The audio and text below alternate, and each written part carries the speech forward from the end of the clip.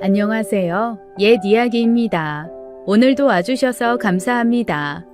옛 이야기 채널은 사연 읽어주는 남녀 채널에서 21년도에 소개해드린 사연 중 베스트 사연만 뽑아서 읽어드리는 채널입니다. 구독과 좋아요 부탁드리며 그럼 오늘의 사연 바로 소개해드리겠습니다. 안녕하세요. 저는 나이 50이 된 골드 미스입니다. 제가 이 나이 이때까지 혼자 살아오게 된 것은 제가 독신주의자여서도 아니고 제가 문제가 있는 사람이어서도 아닙니다. 정말 어쩌다 보니 그렇게 된 듯해요. 사실 30살에 만나 결혼할 뻔한 남자도 있었어요. 그 사람은 서울대를 졸업해 증권회사에서 일을 한다며 나름 돈도 잘 벌고 유능한 사람이었어요. 서로 사귀면서 나중에 우리 결혼하면 이러자는 둥 저러자는 둥 이야기를 나누며 서로 진지하게 만났죠. 만난 기간이 오래되진 않았지만 서로의 매력에 빠져 미래의 부부가 될 우리를 상상했고 만난 지 3개월 만에 서로의 집안 이야기도 하고 돈 이야기도 하며 경제적인 부분까지 털어놓곤 했습니다. 그런데 사귀는 동안 이 사람을 알면 알수록 뭔가 조금 이상한 면이 있었어요. 좋은 투자처가 있다며 제게 투자를 권하기를 여러 번, 저도 한 번쯤 투자라는 걸 해볼까 해서 그 남자에게 500만 원을 덜컥 맡기게 되었어요. 아무래도 증권가에서 일을 하는 사람이니 날 대신해서 잘 투자해 주겠거니 생각했습니다. 게다가 서로 사랑하며 사귀고 있는 사이였으니 이 사람이 사기꾼일 거라는 생각은 해본 적도 없었어요. 왜냐하면 그 남자가 저를 정말 많이 사랑한다고 생각했거든요. 저희 아버지 장례식장에도 와서 3일장을 같이 지켜주기도 하고 저희 엄마를 많이 위로해주기도 해서 굉장히 인간미가 넘치는 사람이라고 느꼈으니까요. 그런데 제가 돈을 맡긴 후에 그 남자에게 투자한 건 어떻게 되었냐고 물어도 이렇다 할 대답을 명확히 해주질 못하더라고요. 그저 기다리라는 말만 되풀이했어요. 제가 돈 이야기를 꺼낼 때마다 불편해하고 저에게 참을성이 없는 여자라며 오히려 저에게 면박을 주기도 했습니다. 결국 저는 그에게 손해봐도 상관없으니 돈을 빼고 싶다고 말을 했어요. 그랬더니 그 남자는 한숨을 쉬며 알았다고 하고는 그 후로 연락이 안 되더라고요. 매일 연락 주고받던 사람이 일주일 내내 연락 한 통 없고 제 전화도 받지를 않았죠. 저는 이 남자 뭔가 좀 이상하다 싶어 제 남동생에게 이 남자의 뒷조사를 시키게 되었어요. 사실 뒷조사할 것도 없이 이 사람이 서울대 졸업생이 맞는지만 확인해달라고 했죠. 그 당시 제 남동생이 서울대에 다니고 있었거든요. 남동생이 알아본 바에 의하면 그런 졸업생은 없다고 했습니다. 소름이 돋더군요. 그동안 너무나 당연하다는 듯 자신은 서울대를 나오고 땡땡 증권사에서 일을 한다고 했는데 아무래도 그 증권사에서 일한다는 것도 거짓말인 것 같았어요. 그렇게 충격에 휩싸였을 때 그에게서 전화가 왔습니다. 혜선아, 난데 지금 1,000만 원만 보낼 수 있어? 그동안 왜 연락 안 했어? 그럴 일이 있었어. 아무튼 나 지금 좀 급한데 바로 1,000만 원 입금 되냐고. 그 돈이 왜 필요한데? 너 거 투자해서 돈 불려주려고 그러지. 지금 넣으면 수익 많이 볼 수 있으니까 지금 바로 입금해. 제가 뭐라고 대답할 겨를도 없이 그 사람 아주 당당하게 제 할 말만 하고 전화를 툭 끊어버리더군요. 그 사람은 저에게서 500만 원을 가져간 후에 주식이 내렸다며 물타기를 해야 한다고 1,000만 원을 더 넣으라고 했습니다. 그 사람의 모든 게 거짓임을 알아챈 후로는 그 사람이 작정하고 덤벼든 사기꾼 같아서 무섭더라고요. 그 전화를 끝으로 저는 그 사람과의 연락을 일절 끊어버렸어요. 그 사람도 뭔가 눈치를 챘는지 문자로 돈 보내라는 독촉을 몇 번 하더니 더 이상 저에게 연락을 하지 않더군요.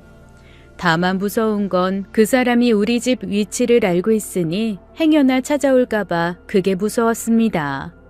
그 후 저는 전화번호도 바꿔버리고 남자를 더 경계하게 되었어요. 이런 상황을 알게 된 남동생도 그 남자가 저런 사람인 줄 꿈에도 몰랐다면서 똥 밟았다고 생각하고 잊으라고 하더군요. 남동생도 그 남자와 매형 처남하던 사이라 충격이 무척 컸나 보더군요. 아무튼 그런 해프닝이 끝나고 한동안 연애는 하지 않았어요. 그러다 33살쯤 되었을 때 결혼 안 한 친구들과 모여서 클럽에서 하루 놀게 되었습니다. 가끔씩 이렇게 놀아줘야 일하며 받는 스트레스도 풀고 하루라도 젊을 때 놀지 언제 노냐 싶어서 주기적으로 클럽에 방문하곤 했을 때였어요. 그런데 그곳에서 한 남자를 만나게 되었고 그 사람과 가까워지게 되었습니다. 그 남자는 땡땡병원 의사라고 하더군요. 서로 관심을 갖고 연락을 주고받다가 사귀게 되었어요. 그런데 예전의 기억 때문에 이번에 만난 남자도 이상한 사람은 아닌지 의심이 들더라고요. 사실 클럽에서 직업 속이고 여자 꼬시는 사람들도 많다는 이야기를 익히 들어왔던 터라 이 남자도 날 속이는 건 아닌지 불안해졌어요. 의사면 무척 바쁠 텐데도 저를 만나러 자주 찾아오기에 더 그런 의심은 커져만 갔죠. 그래서 그 사람에게 당신이 의사가 맞는지 내가 어떻게 믿느냐고 물었습니다. 그랬더니 다음번에 만날 때 저에게 의사 면허증을 가져와서 보여주더군요. 진짜 의사가 맞는가 보다 생각하며 집으로 돌아갔는데 집에 와서 곰곰이 생각해보니 혹시 위조된 가짜 면허증이 아닌가 하는 의심이 다시 들었어요. 결국 저는 그 사람이 내게 속이는 게 없는지 제 눈으로 꼭 확인을 해야겠다고 생각했죠. 그리고 그가 말한 땡땡병원에 전화를 걸어 김인수라는 의사가 그곳에 근무하느냐고 물었습니다. 그리고 병원 안내원으로부터 그런 의사는 없다는 답변을 받게 되었어요. 저는 의사 남자친구에게 전화를 걸어 조심스레 말했습니다. 자기야, 나 할 말이 있는데. 뭔데? 내가 땡땡병원에 전화를 해봤는데 당신 이름 대면서 그런 의사 있냐고 하니까 없다는데? 어떻게 된 거야? 뭐? 병원에 전화를 했다고? 아, 야, 병원에 전화를 하면 어떡해? 너는 왜 사람을 못 믿냐? 아우, 진짜 짜증나네. 야, 너 앞으로 나한테 연락하지 마라. 그 남자는 불같이 화를 내고는 전화를 끊어버렸어요. 지금까지 제게 잘 보이려고 자상한 모습만 보여오던 사람이 본성을 드러내고 화를 내는 모습에 무척 놀랐습니다. 이번에는 제가 연락을 끊을 필요도 없이 그 남자가 연락을 먼저 끊어버렸어요. 저에게 너 같은 도라이는 처음 본다는 마지막 말을 남기고서요.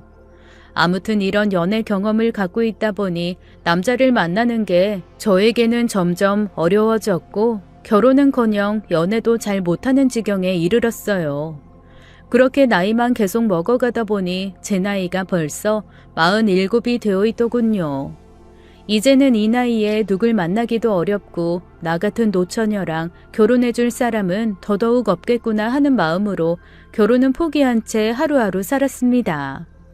일해서 돈 벌고 모은 돈으로 집 사고 다시 돈 모아서 평수 늘리고 이게 제가 47살이 될 때까지 해온 일이었어요. 제 고향은 시골인데 서울에 있는 대학을 나와서 서울에 자리를 잡다 보니 20살 때부터 자취를 해왔습니다. 자취 경력만 30여 년이 다 되어가니 혼자 사는 데는 도가 텄죠. 20살 때 대학가에서 원룸에서 자취를 하다가 취업을 하고서는 오피스텔을 구해서 살았어요. 오피스텔은 1.5룸짜리였는데 매달 내는 월세가 아깝다는 생각이 들더군요. 그래서 전세로 옮길까 하고 알아봤는데 전세가랑 매매가랑 별 차이도 안 나더라고요. 그래서 저는 아주 오래된 아파트이지만 투룸짜리 아파트를 구해서 생애 처음으로 아파트를 구입하게 되었어요. 대출을 끌어안아 사긴 했지만 그래도 내 보금자리 하나 있다고 생각하니 너무 뿌듯하고 기분 좋았습니다. 거실도 없이 투룸인 집이었는데 큰 방과 아주 작은 방 그리고 화장실에 아주 작은 부엌이 딸린 집이었어요. 그곳에서 8년 정도 살았습니다. 오랫동안 이사 없이 한 군데 오래 살다 보니 짐이 점점 늘어나더라고요. 안 그래도 작은 집이 짐 때문에 더 작아지는 걸 느끼며 좀 더 큰 집으로 이사해야겠다는 생각이 들어 25평짜리 집으로 이사를 가게 되었어요. 역시나 오래된 아파트라 옛날 구조의 복도식 아파트였지만 그래도 방이 3개나 되고 거실도 생기니 이전 집에 비하면 대궐 같았죠. 집이라는 건 사두면 값이 오르더군요. 제가 운이 좋아서였을지도 모르지만 제가 사둔 집이 재건축을 한다며 안전진단 검사도 통과하고 하더니 집값이 많이 올랐어요. 내 옆에 남자는 없지만 그래도 깔고 앉을 집 한 채는 있다는 사실에 위안 삼으며 살던 어느 날 저에게도 또 한 번의 인연이 찾아왔습니다. 집 앞에 새로운 커피숍이 생겨서 커피나 한 잔 마셔야겠다 싶어서 카페에 들어갔어요. 카운터의 직원이라기엔 나이가 좀 많아 보이는 분이 커피를 제조하고 있더군요. 40대 중반 정도로 보이길래 아무래도 사장님이겠구나 싶었어요. 커피를 마시러 자주 가다 보니 사장님이 저를 기억하고는 말도 걸어주고 친근하게 대해주셨어요. 그렇게 가끔씩 얘기를 주고받다 보니 서로의 이름과 나이에 대해서도 알게 되고 시간이 지나면서 자연스레 친해지게 되었죠. 그 남자는 저보다 3살 많은 50살이었고 직업은 바리스타에 지금까지 결혼 한 번 안 해본 노총각이라는 사실을 알게 되었습니다.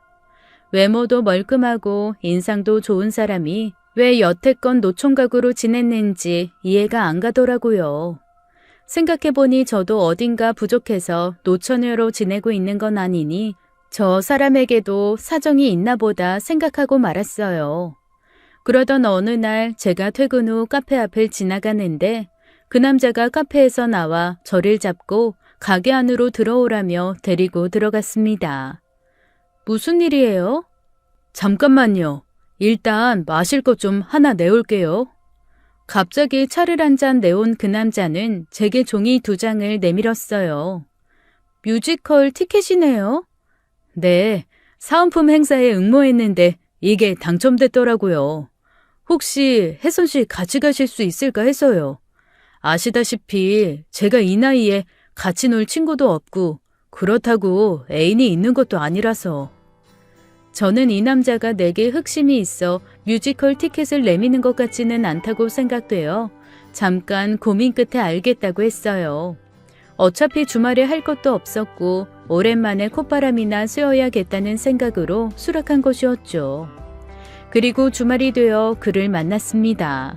그 남자가 카페 앞에서 만나서 같이 가자길래 그 사람이 차를 가지고 오려나 보다 싶었어요. 저 차는 어디에? 차요? 아, 지하철 타고 갈 건데요. 아, 하긴 대학로에 주차하기도 힘드니까 지하철로 가는 게 낫겠네요. 저는 오랜만에 나들이에 들떠서 쫑알쫑알 그 남자 앞에서 잘도 떠들어댔어요. 지하철에 앉아서 가는 것도 나름 재밌더라고요. 그 사람과 나란히 지하철 의자에 앉아서 가는데 그 남자의 튼실한 허벅지가 제 다리와 부딪힐 때마다 제 가슴에 바람이 드는 것처럼 설레었어요. 그 남자는 나이 50에도 자기 관리를 잘했는지 몸에 근육도 많고 피부도 아주 매끈했죠. 도무지 나이 50으로는 보이질 않았죠.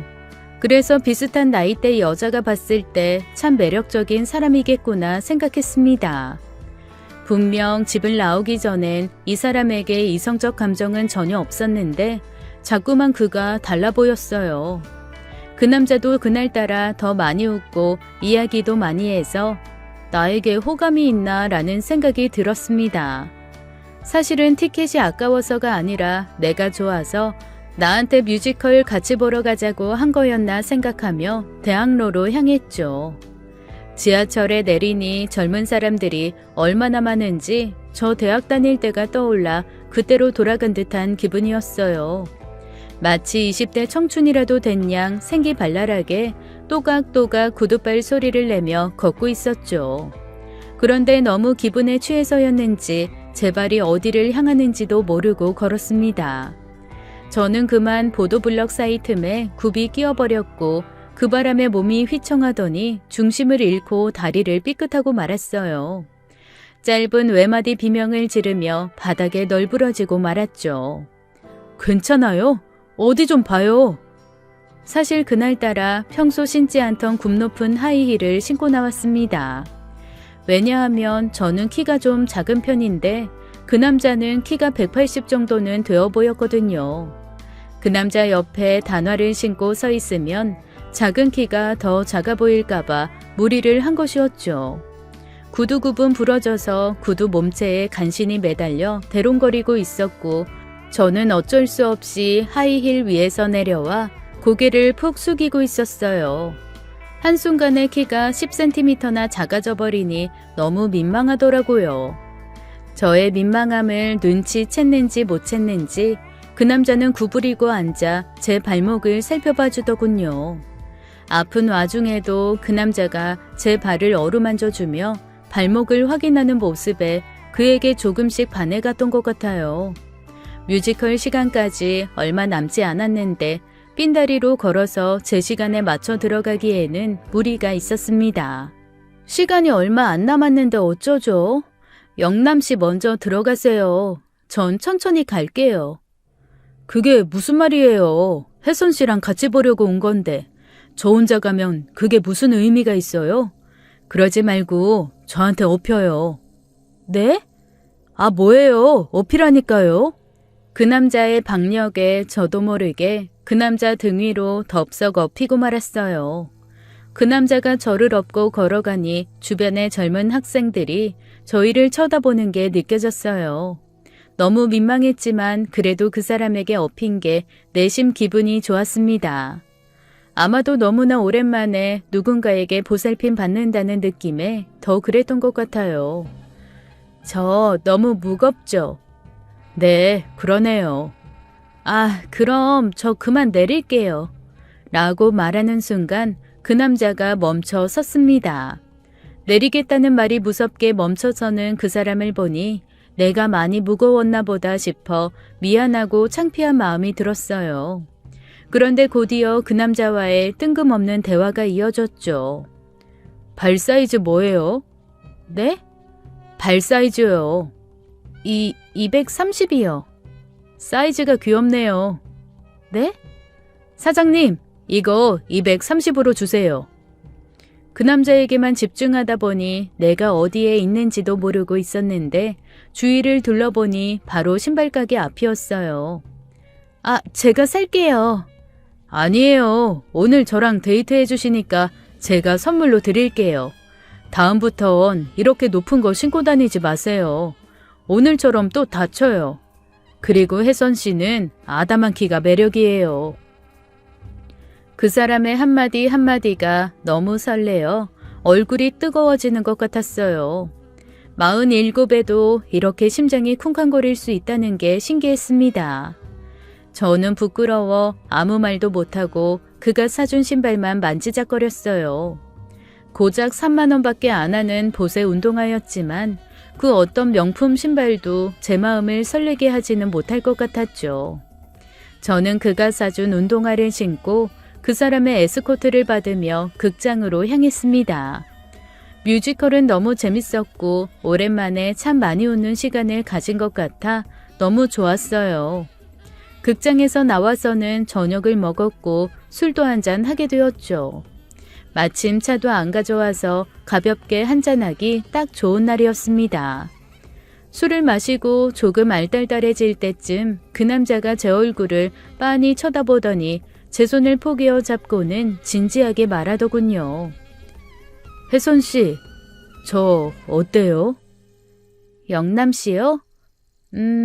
좋은 사람 같아요. 저도 혜선 씨가 좋은 사람 같아요. 그래서 혜선 씨랑 더 가까워지고 싶고 나고 싶어요. 저는 더 이상 그의 말을 들을 수가 없었어요. 왜냐하면 너무 급히 마신 와인 탓에 필름이 끊기고 말았거든요. 저의 주사는 멀쩡해 보이다가 한순간에 갑자기 취해서 쓰러져 잠이 드는 건데 하필 중요한 순간에 잠이 들어버린 거였죠. 그리고 눈을 떴을 때는 상상도 못한 모습으로 제가 그 남자와 누워있는 걸 알게 되었어요. 결국 그 남자와 첫 데이트를 한 날 거사를 치러버리고 만 겁니다. 다음 날 아침 눈을 뜨자마자 그 사람과 눈이 마주쳤는데 그 사람은 태연하게 말하더군요. 잘 잤어요? 예쁜 혜선 씨. 그리고 이어지는 그의 말에 너무 창피해서 얼굴을 들 수가 없었습니다.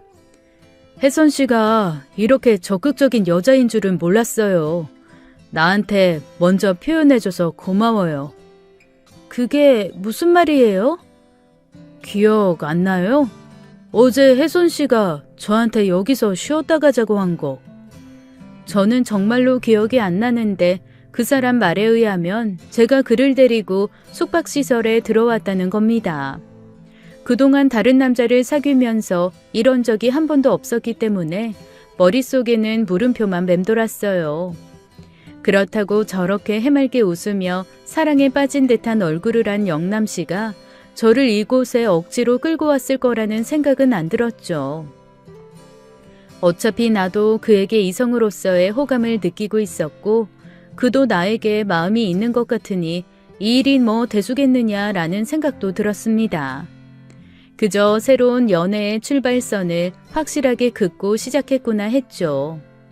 그날 아침에 또 한 번 분위기가 야릇해지며 그의 품에 안기게 되었는데 그 남자와 속궁합이 너무 잘 맞는다는 사실을 알게 되었어요. 남자 품에 안긴 게 10여 년 만이라 더 그랬는지도 모르겠지만요. 아무튼 그날 이후부터 제 나이 47에 핑크빛 연애가 시작되었습니다. 평일엔 퇴근 후 그의 카페에 앉아서 책을 보고 그와 대화를 나누었고 주말엔 교회로 놀러 다니곤 했어요. 연애를 6개월 정도 했을 무렵 남자친구가 저를 남자친구 어머니께 한번 보여드리고 싶다고 하더군요. 사귀면서 서로 결혼 이야기는 몇 번 오고 갔던지라 결혼 결심하기 전에 남자친구네 집에 한번 가보는 것도 나쁘지 않겠다고 생각했습니다.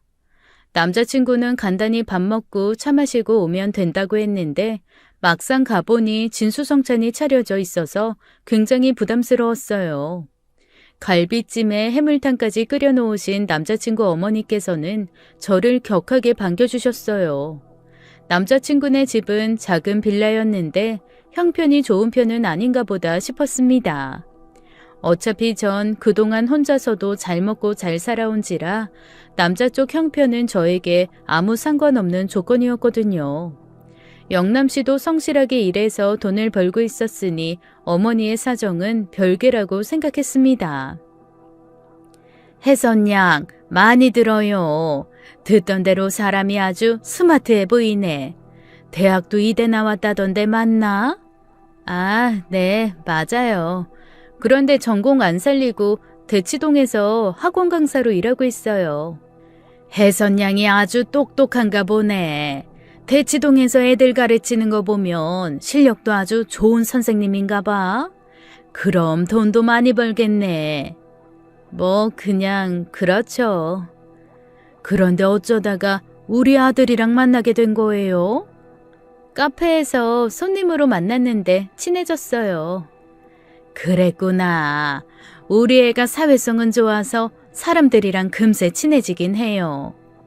엄마, 내 여자친구 취조 그만하고 이제 밥 좀 먹읍시다. 남자친구의 어머니는 제 숟가락에 고기 반찬을 올려주며 저를 귀인 보듯이 쳐다보았어요. 게다가 남자친구 어머니의 얼굴에서는 미소가 떠나지 않으셨습니다. 남자친구 어머니께서 절 너무 예쁘게 봐주시니 좋기는 한데 말하는 뉘앙스에서 자기 아들보다 저를 더 아까워하는 눈치셔서 좀 이상하다는 생각이 들었습니다. 제가 나이는 좀 많아도 스펙은 나름 좋은 편이라 이런 대접을 받는 건가 싶어서 나도 꽤 괜찮은 며느리감이구나를 새삼 깨달았죠. 그러다 시어머니께서 커피가 다 떨어져서 잠깐 슈퍼에 좀 다녀온다고 하시고는 나가셨어요. 남자친구와 이런저런 이야기를 하는데 남자친구가 핸드폰을 한번 들여다보더니 잠깐만, 나 음식 쓰레기 좀 버리고 올게. 갑자기? 아까부터 음식 쓰레기 냄새가 나더라고. 자기도 왔는데 집에서 냄새 나면 좀 그렇잖아. 그래? 그럼 같이 나가자. 아니야, 자기는 여기서 편히 쉬고 있어. 우리 집 2층이라 금방 갔다 와. 집 앞 슈퍼에서 과자 좀 사다 줄게. 영남 씨는 자상하게 저를 챙겨주며 얼른 다녀오겠다고 하고는 나갔어요. 저 혼자 집에 남아있으니 좀 뻘쭘하더라고요.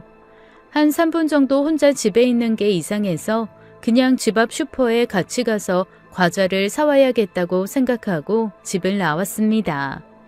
그런데 길 모퉁이에서 남자친구 어머니와 영남 씨가 심각한 표정으로 대화를 나누고 있더라고요. 저는 무슨 일인가 싶어 몰래 이야기를 듣게 되었어요. 사실 남의 말 엿듣는 게 나쁜 일이라는 건 알지만 제가 그동안 연애하면서 이상한 남자들을 만나서 그런지 언제나 의심을 좀 하는 성격으로 바뀌었거든요. 아무튼 그렇게 몸을 벽체 뒤에 숨기고 귀를 기울이며 둘의 대화를 듣게 되었죠. 네가 웬일로 저렇게 참하고 멀쩡한 처자를 데려왔냐? 나도 이제 50인데 결혼해야지. 네가 결혼 얘기하니까 어색해 죽겠네. 너 설마 내가 50살까지만 데리고 살아준다고 해서 저 여자 집에 들어가서 살려고 결혼하는 건 아니지? 저 여자 자기 집도 있다며. 아, 엄마는 아들한테 무슨 말을 그렇게 해. 내가 무슨 집 구하러 다니는 달팽이도 아니고. 아니면 다행이고. 아무튼 저 처자 참 괜찮아 보이니까 제대로 잘 좀 해봐. 이참에 결혼해서 자식까지 숨풍숨풍 낳고 살면 더 좋고. 자식은 무슨 자식이야. 우리 나이가 몇인데. 아, 요즘은 나이 50에도 임신 척척 자라는 처자들도 많더구만 뭘 그래. 아무튼 정신 차리고 살아 이 녀석아. 아, 또 그놈의 잔소리. 내가 언제 정신 안 차리고 살았다고. 나 과자 사러 가야 되니까 엄마는 집에 들어가요. 영남 씨와 남친 어머니의 대화는 별게 없었어요. 그저 자식 걱정하는 어머니의 잔소리였다고 생각했습니다. 영남 씨에게 정신 차리고 살라는 말과 제 집에 들어와 살려는 거냐는 이야기가 좀 걸리긴 했지만요. 그렇게 그 남자와 8개월 정도 사귀었을 때 자연스레 결혼 이야기가 나왔어요. 아무래도 둘 다 나이가 있다 보니 양쪽 부모님 모두 결혼을 서둘러 하기를 원하는 눈치셨죠. 시골에 계신 저희 어머니도 제 결혼 이야기를 무척 반기셨어요. 양가에 인사를 드리고 본격적으로 결혼 준비를 하게 되었습니다.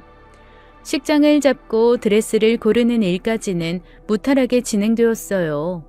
그런데 집을 마련하는 일에 있어서 이 남자와 조금씩 부딪히기 시작했죠. 영남씨, 신혼집은 땡땡동의 땡땡 아파트 어때? 나 살던 아파트는 월세 놓고 보증금 받은 거 집값에 조금 보탤게. 보증금 얼마 받을 수 있는데? 글쎄, 한 3천만 원에서 5천만 원 사이? 그럼 어려울 것 같은데. 사실 내가 모아둔 돈이 2천만 원밖에 없어. 2천만 원? 영남씨 카페 사장님이 2천만 원 모았다는 게 말이 돼? 어? 사장? 나 그 카페 직원인데? 뭐라고? 사장 아니었어? 자기 꿈이 세계적인 바리스타가 되는 거라고 해서 난 당연히 그 가게가 당신 건 줄 알았는데. 아니야, 난 그냥 직원이야. 우리 가게 오는 손님들도 내가 나이가 좀 많으니까 가끔 내가 사장인 줄 알고 착각하는데, 설마 혜선이 너도 내가 사장인 줄 알았던 거야?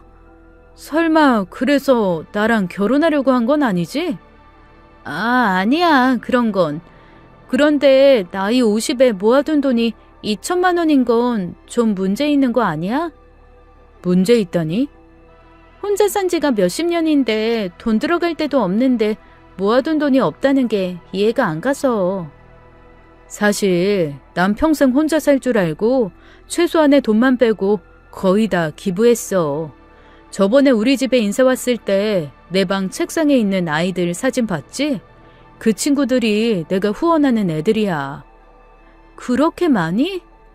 하나둘 돕다 보니까 그렇게 됐어. 그나저나 집은 내가 마련하기 어려울 것 같은데. 그냥 자기 살고 있는 집에 들어가서 살면 안 될까? 그럼 집 알아보느라 힘들이지 않아도 되고 이사 비용도 절감하고 좋잖아. 그래? 생각 좀 해볼게. 기부하는 건 좋은 일이지만 그래도 자기 살궁리는 해놓고 기부했으면 좋으련만 남자친구의 대책 없는 돈 관리에 조금 당황스럽더라고요. 게다가 은근슬쩍 제가 사는 집에 들어와 살려고 하다니 좀 탐탁지 않았어요.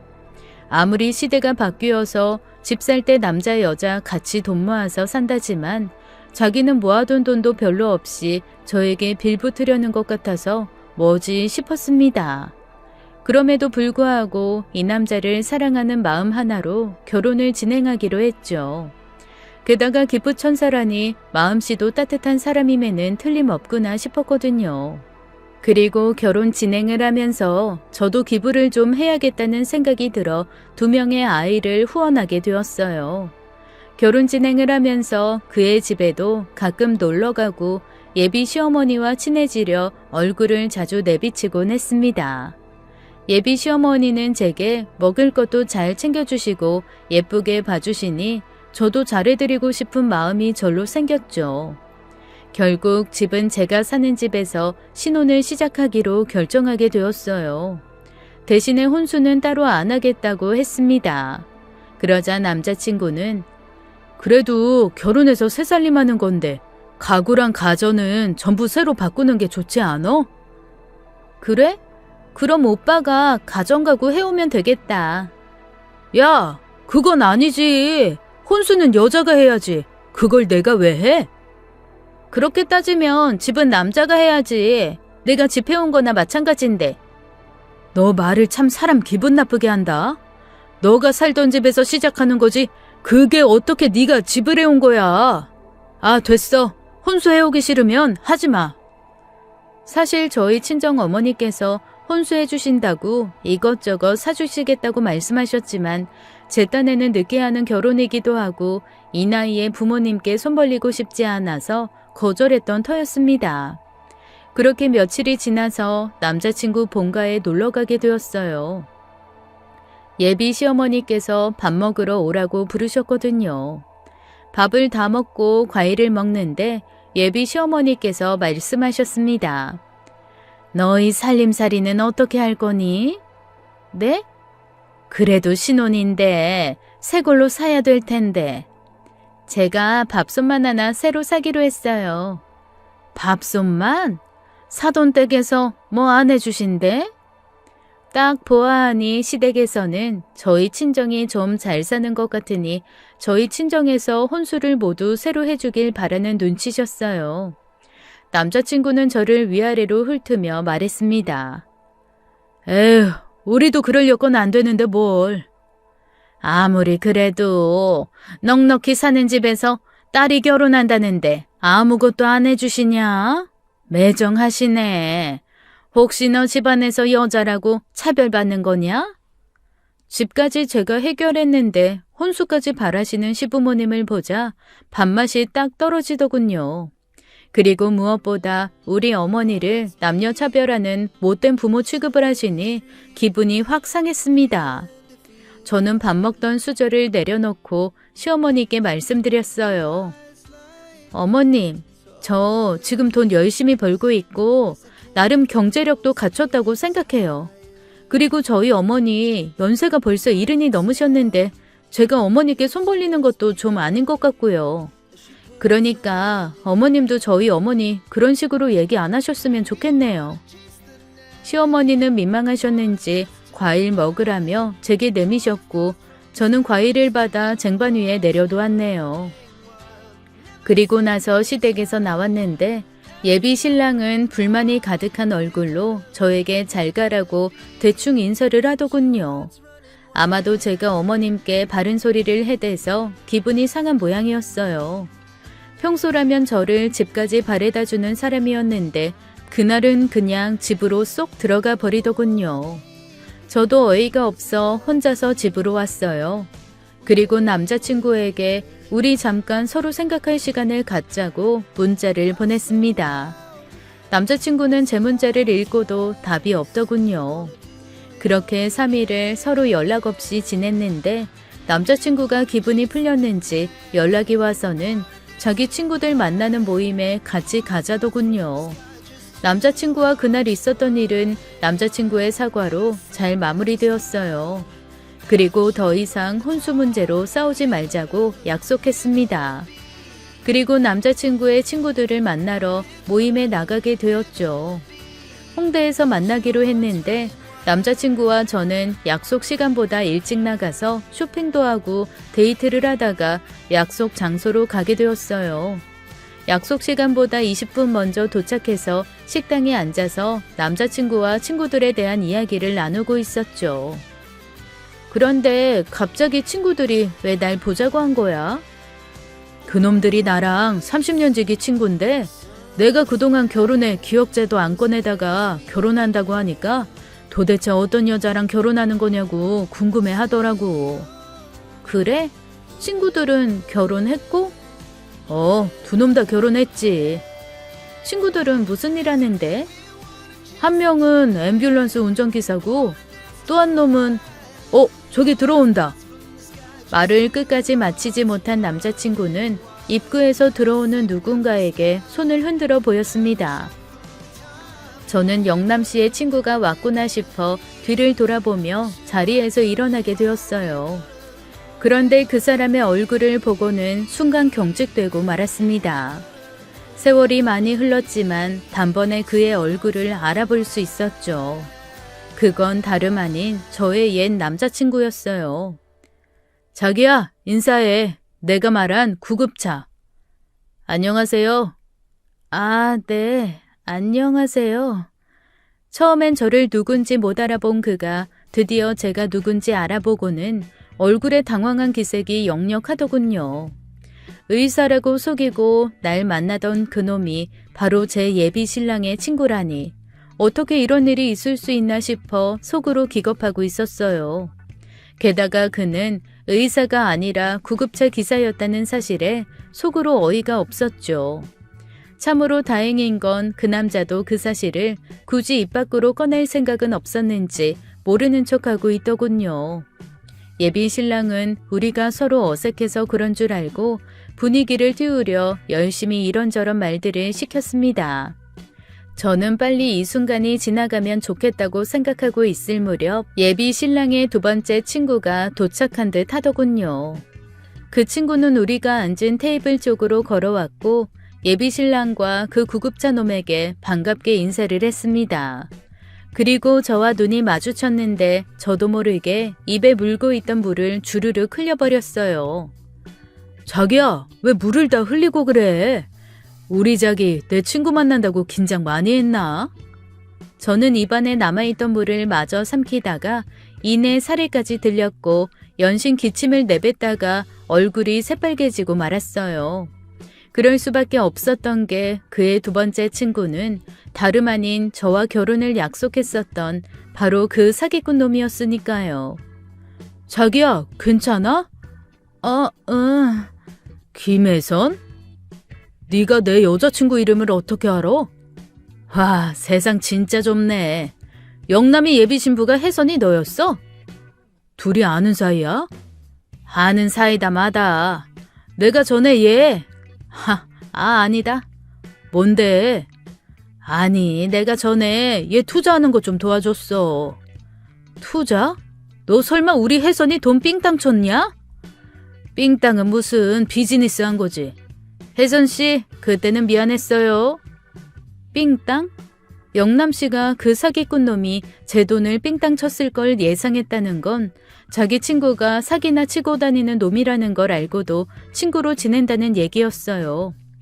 어떻게 친구라는 놈들이 하나같이 이런 놈들로 모인 건지, 게다가 이놈들이 다 나와 한 번씩 잠자리를 가졌던 놈들이었다는 사실에 소름이 돋았습니다. 혹시 이게 몰래카메라가 아닐까 싶을 정도였죠. 저는 더 이상 여기에 머물 이유가 없었어요. 그렇게 마음에 결단이 서자 그 자리에서 박차고 일어났습니다. 그리고 말했어요. 영남씨, 나 영남씨랑 결혼 못할 것 같아. 미안해. 그 말을 남기고 뒤돌아 나오려는데 영남 씨가 제 손을 붙잡았어요. 혜선아, 갑자기 그게 무슨 소리야? 결혼이 코앞인데 헤어지자니. 내 친구 때문에 그래? 무슨 일이 있었는지는 잘 모르겠는데 그건 내가 사과할게. 저놈이 원래 여자 등쳐먹고 살던 놈이라 얘기 안 들어도 대충 무슨 상황인지는 알겠는데 그래도 그것 때문에 우리가 헤어진다면 내가 너무 억울하잖아. 옛날 옛적 과거 일로 나한테 이러는 건 좀 너무한 거 아니야? 너무하다고? 당신 친구들한테 물어봐. 내가 너무한 건지. 친구들? 성식이 말고 인수랑도 아는 사이야? 야, 네가 말해봐, 김인수. 아이, 그게... 무슨 인연이 이렇게 꼬였냐? 옛날에 우리 마누라 첫째 임신하고 내가 너무 외로워서 잠깐... 그때 만났던 게 얘야. 영남아, 너한테는 내가 본의 아니게 미안하게 됐다. 의사 사칭도 모자라서 애까지 있었어? 게다가 바람? 내가 왜 당신이랑 결혼 못하겠는지 알겠지? 당신 친구들이 이 모양인데 내가 당신이랑 어떻게 같이 살겠어? 자기야, 그건 과거잖아. 나도 이 상황이 진짜 어이없고 황당한데 우리 결혼하기로 한 것만은 부르지 말자, 어? 미안해. 혜선아, 제발. 나 이제 1살 더 먹으면 집에서 나가야 돼. 나 집에서 쫓겨나면 갈 데도 없어. 제발 나를 봐서라도 다시 생각해주면 안 될까? 어? 뭐? 당신 설마 나랑 결혼하려던 이유가 집 때문이었어? 집이 필요해서? 아니, 뭐 꼭 그런 건 아니지만 당신도 좋고 집도 생기고 그러면 좋은 게 좋은 거잖아. 그럼 결혼 안 해도 되니까 우리 동거만이라도 하는 건 어때? 뭐? 동거? 나 참 어이가 없어서. 차도 없고 집도 없고 돈도 모아둔 거 없는 주제에 어디에 빌붙으려고 들어? 당신이나 당신 친구들이나 다 끼리끼리 모였네. 앞으로 나한테 연락하지 마.